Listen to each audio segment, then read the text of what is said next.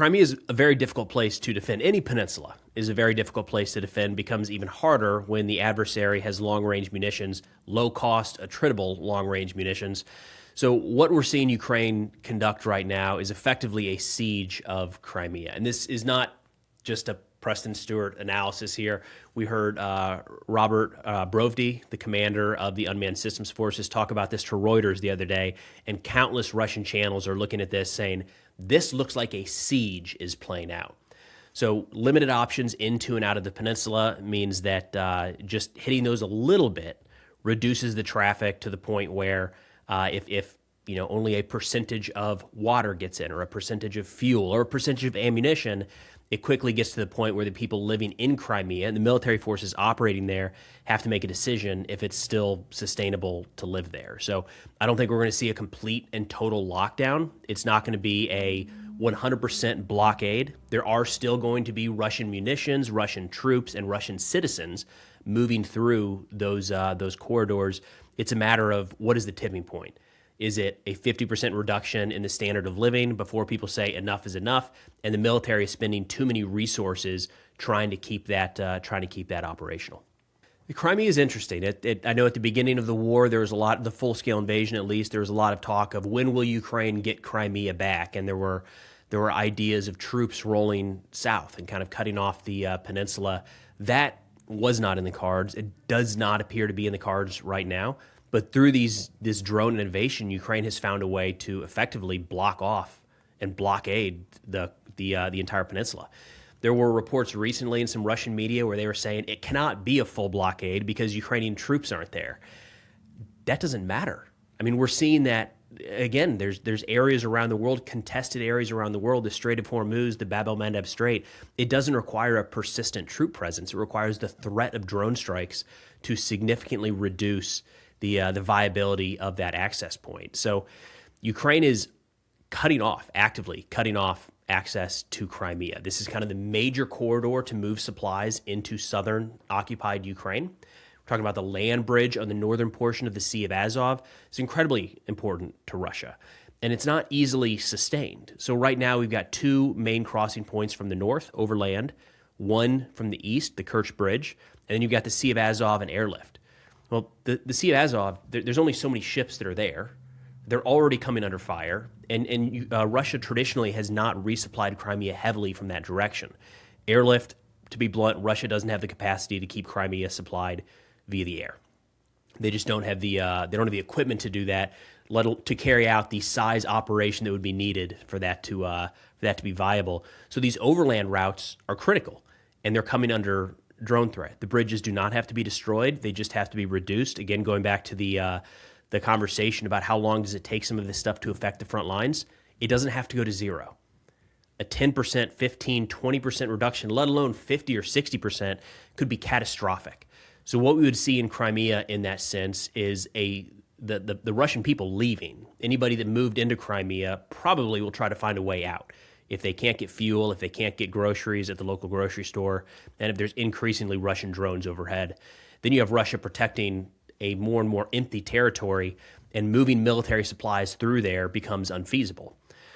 So it's a step in a pretty significant direction. Looking at the south, I think a lot of focus in recent years has been east, in and around Donetsk, and Ukraine has shifted that focus recently to putting Russia on their back foot, having to defend the Crimean Peninsula, which wasn't really something they were worried about defending even a year ago. With pressure mounting on Crimea's supply routes, attention is inevitably turning to the Kerch Bridge. Could it be Ukraine's next target? It seems like it's in the cards. You're talking about effectively three ways onto this peninsula. Two of them have been hit already. It seems like common sense that the bridge would be next. I wouldn't hold out hope that the bridge is brought down, because that's not really needed. It's just a strike every so often to cause a little bit of damage, force some repairs, shut down a lane or two. That does the trick over the long term. Now, bringing the bridge down does that trick too, a little more ceremoniously in certain ways. But even on Russian channels, we're seeing them start to get more and more concerned, effectively pointing to that, saying, you guys all understand this is coming next, right? So would not be surprised in the least if there is a significant attack against the Crimean Bridge, the Kerch Bridge here, sometime in the next few weeks. Crimea is turning into one of Russia's largest vulnerabilities. I'm hesitant to say that this thing will be the thing that pulls Russia out of the war. Is a bridge too far, for lack of a better term. It's important, but we have seen Russia lose territory and then talk about why it's okay and kind of shift the narrative before with Kherson and with Kharkiv. I would expect we'd see something similar here. It's getting worse by the day for the people that are there. I would say the bigger issue is just the continued stretching of Russian resources. So Russia has to protect the airfields. They have to protect the ports. They have to protect the bridges into and out of Crimea.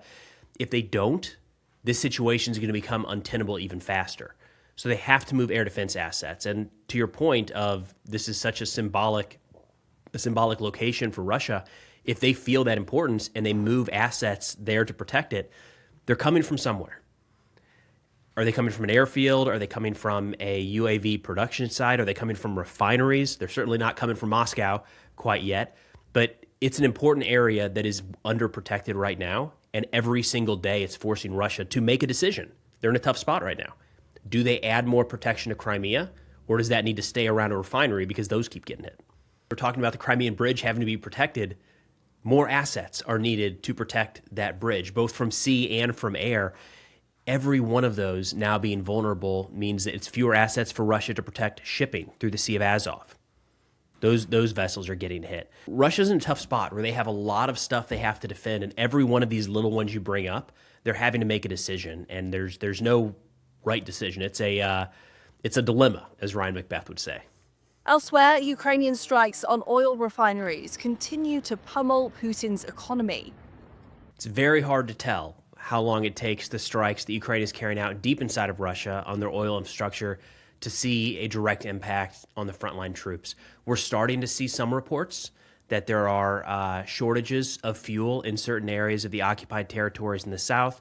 A prominent Russian reporter just a few days ago said that those are starting to appear in the Rostov-on-Don region, which is Russia proper.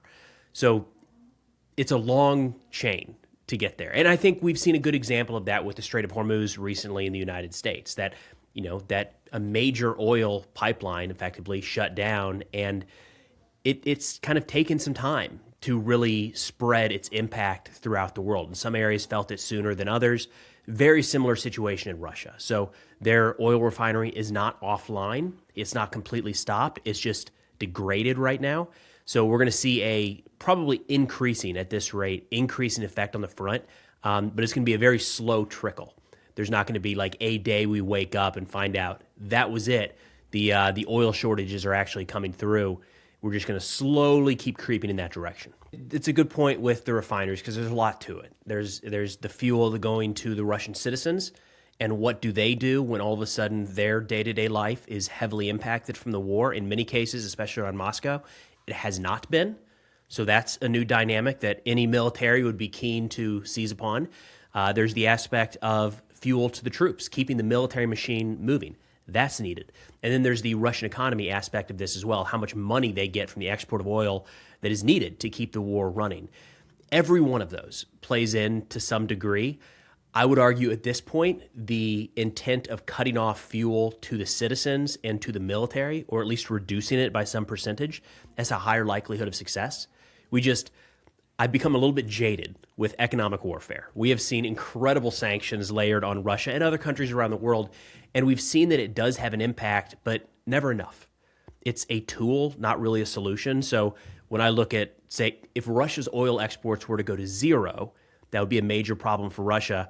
I just don't know that we'll get there, and they've proven so resilient on the economic front.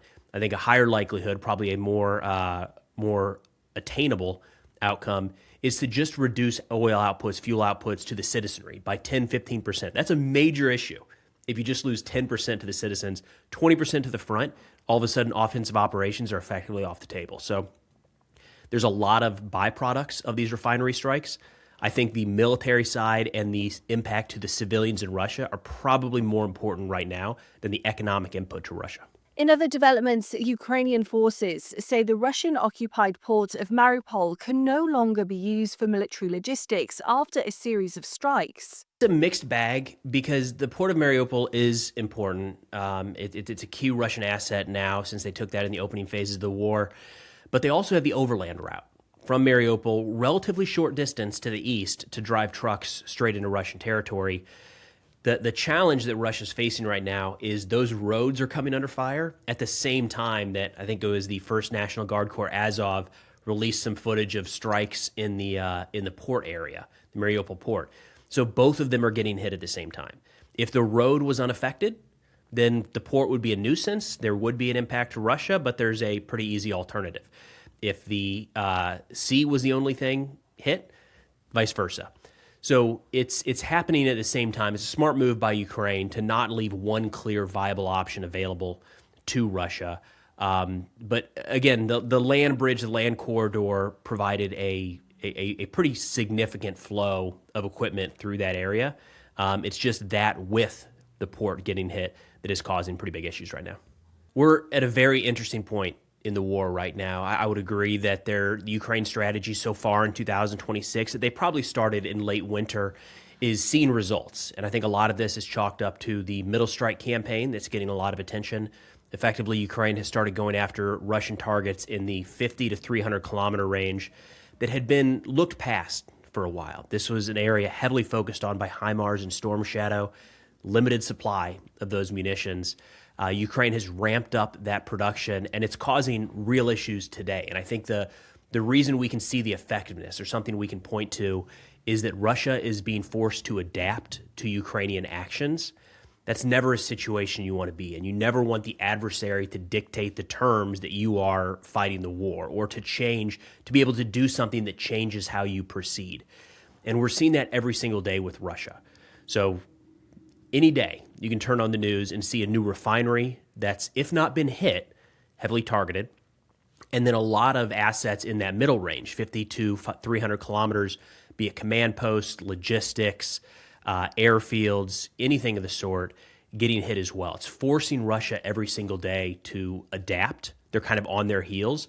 So I would say what we are seeing right now is an effective use of the middle strike campaign by Ukraine in 2026, but it's going to take a little while. We're not going to see the front lines collapse because of this. It's a type of war that Ukraine is choosing to fight in this regard, rather than trying to take inch by inch back from Russia, or rather than trying to conduct large armored assaults.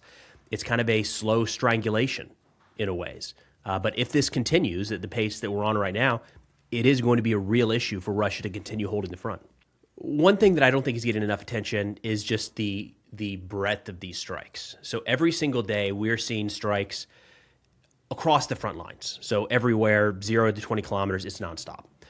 Those are military targets getting hit, soldiers being hit, and equipment every single day. But we've also kind of become jaded to the fact that Ukraine is hitting refineries in St. Petersburg on the same day they're hitting Russian airfields in Crimea. Russia is a massive territory, and this is playing against them right now. And the fact that Ukraine can send drones in multiple different directions night after night after night is, again, I feel like we're kind of underappreciating how significant of a change that is from even a few years ago, let alone the opening days of the war. Russia's biggest weakness right now, it's air defense, but it's air defense in terms of what they have to cover. So Russia's in a tough spot where there is just too many things that they need to protect, and they can't, in too many different directions. Air defense is always in short supply. We've seen that in conflict after conflict. Everybody always wants more. The United States is no different. We want more. We need more today. Need to be able to produce more and more low-cost options. Russia does not have enough. They have been hit by Ukrainian drones, and one of the reasons this has happened is traditional air defense is looking at artillery, missiles, and aircraft, and the proliferation of drones has kind of been, for lack of a better term, under the radar. And some of these systems aren't able to detect them or efficiently destroy them. So air defense systems are getting taken out. What we're watching play out over these few months is Russia is losing air defense assets that, again, nobody has enough of, while Ukraine is increasing their drone production for these middle and long-range strikes. So Russia has to cover more territory with fewer assets, And that's an issue getting harder every single day. Like genuinely today, they have to cover more areas than they did yesterday with fewer assets. And at some point, that reaches a tipping point. We might have already reached it because we're seeing a lot of drones get through every single day.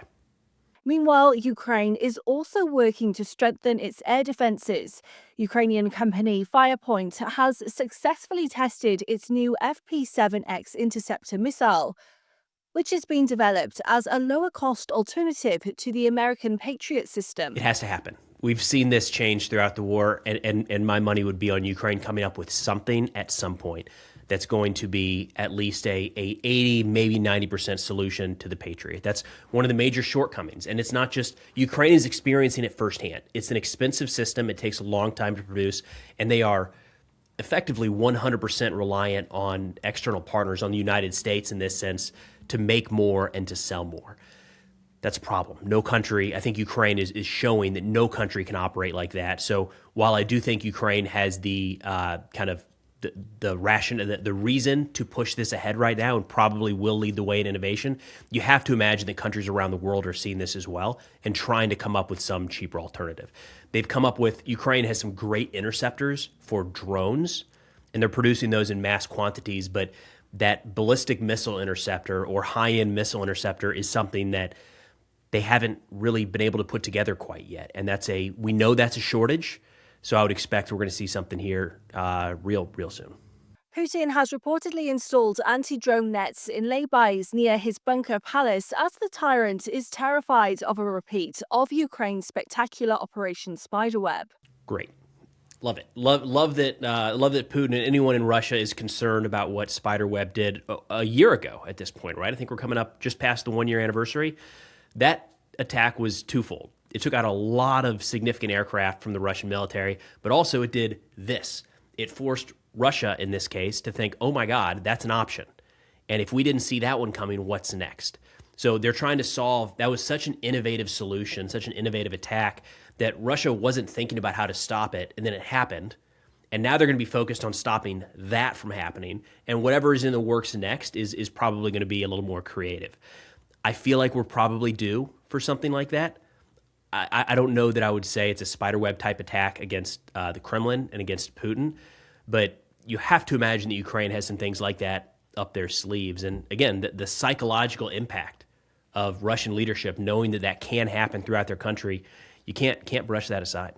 I'm a little bit torn on this one. So we are seeing added drone protection pop up in Moscow, and there's a few different ways to read into it. I would like to see more of that popped up in the United States because I think we're underestimating the threat of low-cost, low-range FPV-style drones. Like, talk about a great tool for terrorist organizations to adopt, and I just feel like most places around the world are not yet ready for that. So seeing Russia roll out more drone nets and kind of mobile counter-drone teams in and around the Moscow area, on the one hand, is probably what a lot of countries should be doing to a degree, kind of preparing. But it does show, of course, that Putin and the Kremlin elite are worried that something like that could happen in Moscow for good reason. It has. These nets and a lot of these systems aren't going to stop the larger Ukrainian drones.